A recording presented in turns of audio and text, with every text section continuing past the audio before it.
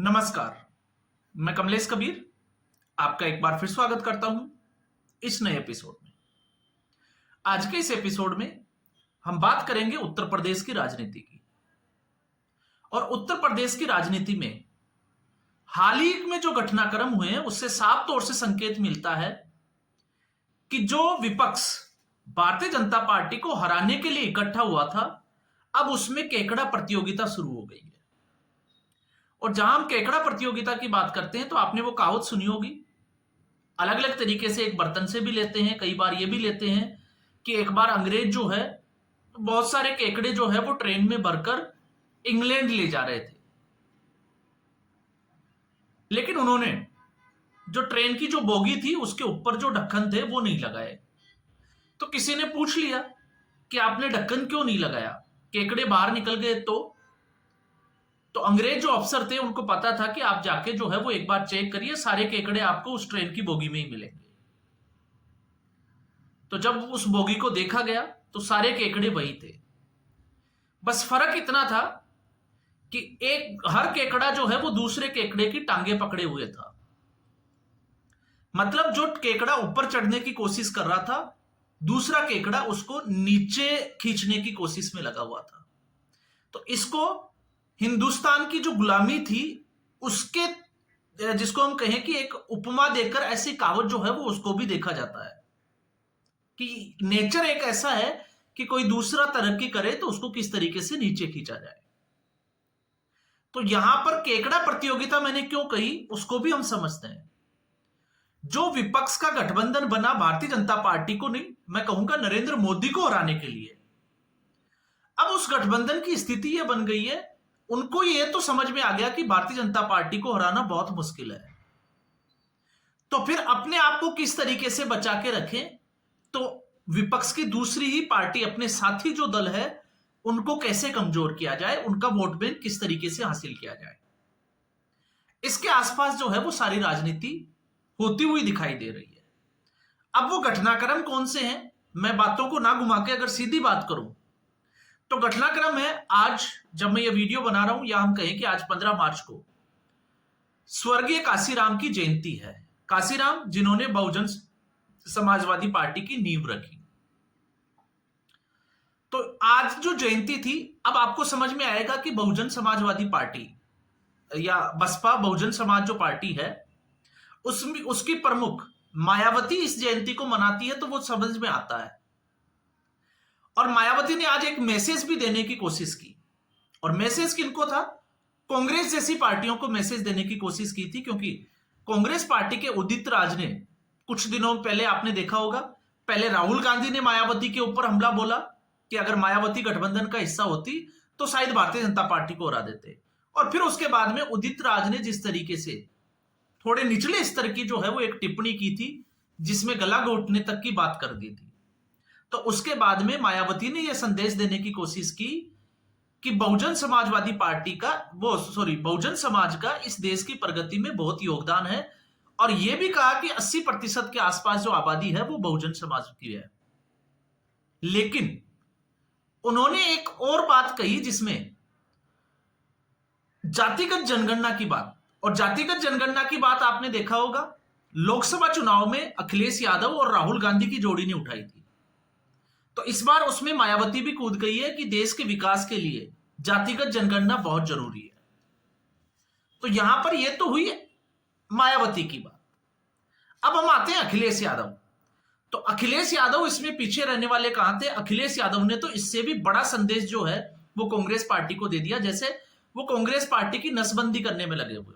और किस तरीके से, गुरुवार को 13 मार्च को अखिलेश यादव लखनऊ के सपा कार्यालय में थे, समाजवादी पार्टी का जो कार्यालय थे मुख्यालय उसमें थे।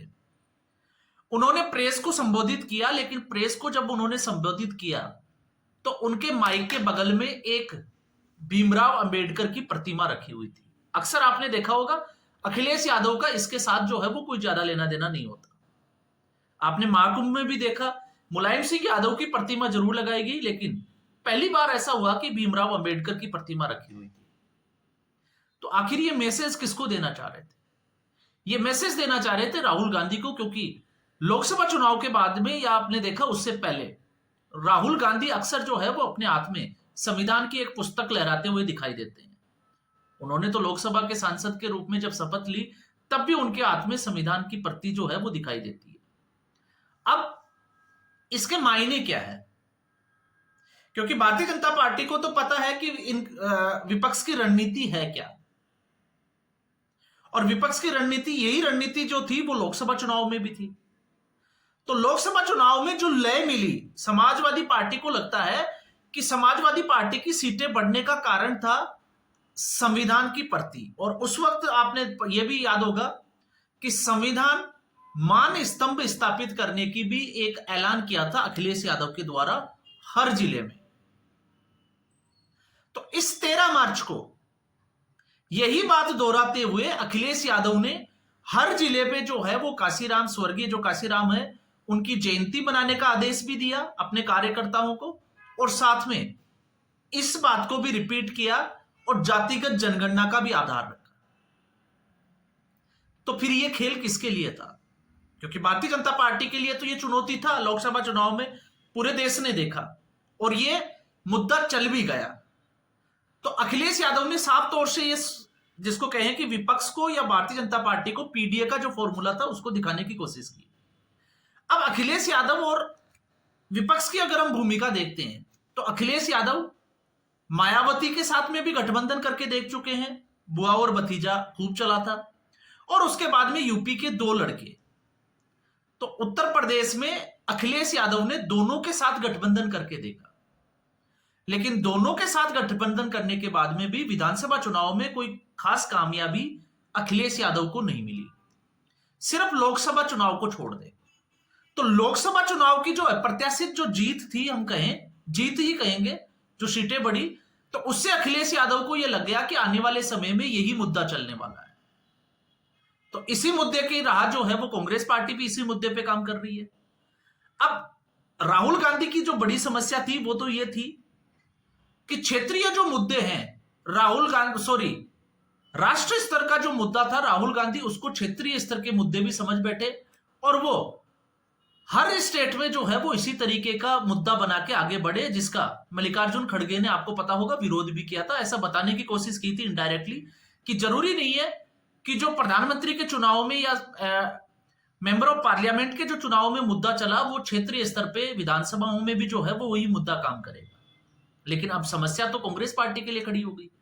अब इसमें आप एक चीज और समझ लीजिए, जब हम ये बात करते हैं कि आखिर ये विपक्ष के लिए ही चुनौती क्यों है, तो विपक्ष के लिए इसलिए चुनौती है कि जब से हरियाणा का विधानसभा चुनाव हुआ है, हरियाणा के विधानसभा चुनाव में समाजवादी पार्टी को यह लग रहा था कि कांग्रेस पार्टी 5 से 6 सीटें समाजवादी पार्टी को देगी, लेकिन कांग्रेस पार्टी ने गठबंधन नहीं किया, यह कहकर, अब आप चाहे उसको भूपिंदर सिंह हुड्डा का जो है वो अति आत्मविश्वास कहिए या कुछ भी कहिए, लेकिन यह कहकर कि समाजवादी पार्टी का हरियाणा में कुछ भी नहीं है। और अखिलेश यादव, उनको यह लग रहा था कि जो विपक्षी गठबंधन है उसमें उत्तर प्रदेश, जिसकी लगभग जो है वो आपको पता होगा सबसे ज्यादा सीटें 80 सीटें, उसमें 37 सीटें जीतकर अखिलेश यादव अपना ओहदा जो है वो बड़ा करने की तैयारी में थे। कांग्रेस पार्टी ने झटका दिया, तो उसका बदला जो है वो महाराष्ट्र में लिया गया। आपको पता ही होगा, अबू आजमी ने तो अल्टीमेटम तक दे दिया था। अब हरियाणा विधानसभा चुनाव कांग्रेस पार्टी हार गई और महाराष्ट्र में भी हार गई, तो अखिलेश का वो दाव काम कर गया दिल्ली के विधानसभा चुनाव। अखिलेश यादव ने बड़ा दाव खेला कांग्रेस पार्टी को कमजोर करने के लिए कि दिल्ली विधानसभा चुनाव में वो केजरीवाल का समर्थन करेंगे, और यही जो है वो मामला ममता बनर्जी का भी था। हम ममता बनर्जी की अभी इस वीडियो में बात नहीं करेंगे। कांग्रेस पार्टी का वोट शेयर सिर्फ 2% बढ़ा, इससे ज्यादा जो है वो कांग्रेस पार्टी दिल्ली में कुछ नहीं कर पाई, लेकिन आम आदमी पार्टी चुनाव हार गई। तो अब उसके बाद में जो राजनीतिक समीकरण जो बने हैं वो विपक्ष की पार्टियों की उसी केकड़ा प्रतियोगिता का हिस्सा बन जाते हैं। कैसे? अब अगर हम बिहार की राजनीति में देखते हैं तो बिहार की राजनीति में कांग्रेस पार्टी ने कन्हैया कुमार और पप्पू यादव को लगा दिया। इसलिए लगा दिया कि वो आरजेडी से गठबंधन नहीं तोड़ना चाहते, वो ये दिखाना चाह रहे हैं, अपनी बार्गेनिंग पावर को बढ़ाना चाह रहे हैं कि वो 70 सीटें मिले जिसके ऊपर वो जीत हासिल कर सकती है। और आरजेडी जो है वो लगातार कांग्रेस पार्टी के ऊपर दबाव बना रही है, तो वो राजनीति आपने देखा वहां पे दिखाई दे रही है। तो अखिलेश यादव को पता है कि कांग्रेस पार्टी 44 से 99 अगर या उसको जीत मिल जाती तो कांग्रेस पार्टी शायद उत्तर प्रदेश में अखिलेश यादव को जो है वो बार्गेनिंग पावर बढ़ाकर ब्लैकमेल करने की कोशिश करती। उससे पहले ही अखिलेश यादव एक बड़ा इशारा जो है वो कांग्रेस पार्टी को दे रहे हैं, क्योंकि कांग्रेस पार्टी कमजोर हुई है, बहुजन समाज पार्टी जो है बसपा वो भी कमजोर हुई है, और एक कयास लगाया जा रहा था कि बहुजन समाज पार्टी का वोट बैंक जो दलित वोट है, या हम कहें कि जो मुस्लिम मतदाता है, स्पेशली मैं बात करूंगा मुस्लिम मतदाता की, कि वो बसपा से निकलकर कांग्रेस पार्टी के साथ चला जाएगा। लेकिन ऐसा हुआ नहीं, वो वोट बैंक चला गया समाजवादी पार्टी के पास।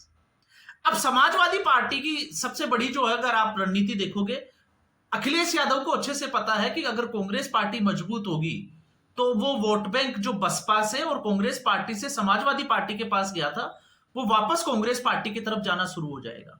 इसलिए अखिलेश यादव यही चाहेंगे कि उत्तर प्रदेश में कांग्रेस पार्टी कमजोर रहे, और वो भारतीय जनता पार्टी की अपोनेंट की भारतीय जनता पार्टी को सिर्फ और सिर्फ जो है वो समाजवादी पार्टी ही हरा सकती है, मतदाताओं को ये मैसेज देने में कामयाब रहे। तो ये सारा खेल जो है वो इसी के आसपास आकर रुक जाता है। तो इसलिए ये जो जितनी भी जो रणनीति अखिलेश यादव जो अभी कदम जो है वो फूंक फूंक के रख रहे हैं, वो उसी का हिस्सा है। उसमें अगर हम ये देखें कि भारतीय जनता पार्टी, तो भारतीय जनता पार्टी की जो चुनौती थी लोकसभा चुनाव में, वो तो पूरे देश को पता है, और उसके बाद में भारतीय जनता पार्टी ने उससे सबक लेते हुए रणनीति भी बनाई। और बाई इलेक्शन में आपने देखा जिस तरीके से मुस्लिम बाहुल्य क्षेत्र थे, कुंदरकी की जो सीट थी, वो भी भारतीय जनता पार्टी ने अपने खाते में कर ली। तो भारतीय जनता पार्टी की विपक्ष के साथ चुनौती है, वो तो पूरे देश को पता है, सबको पता है। लेकिन अखिलेश यादव जो है वो इस बहाने, जो ये घटनाक्रम मैंने जो आपको बताया, इस बहाने एक पूरे तरीके से मैसेज देना चाह रहे हैं विपक्ष की अपनी सहयोगी पार्टियों को, वो चुनौती दे रहे हैं 2027 के विधानसभा चुनाव के लिए। तो यहां पर चाहे वो जातिगत जनगणना की बात हो, फिर इसके अलावा चाहे आप देखिएगा आरक्षण और संविधान बदलने की भी बात की थी, तो ये तमाम तरह की चीजें जो है वो आने वाले समय में अखिलेश यादव जो है वो जब भी इस तरीके की कोई प्रेस कॉन्फ्रेंस या कुछ भी करेंगे तो वो आपको देखने को जरूर मिलेगी। तो आप मान के चलिए अखिलेश यादव जो है वो 2027 के संभावित जो विधानसभा चुनाव है उसमें कूद चुके हैं। तो आज के एपिसोड में बस इतना ही। उम्मीद करूंगा वीडियो एपिसोड आपको पसंद आया होगा। वीडियो को लाइक करें, शेयर करें, चैनल जरूर सब्सक्राइब करें। धन्यवाद।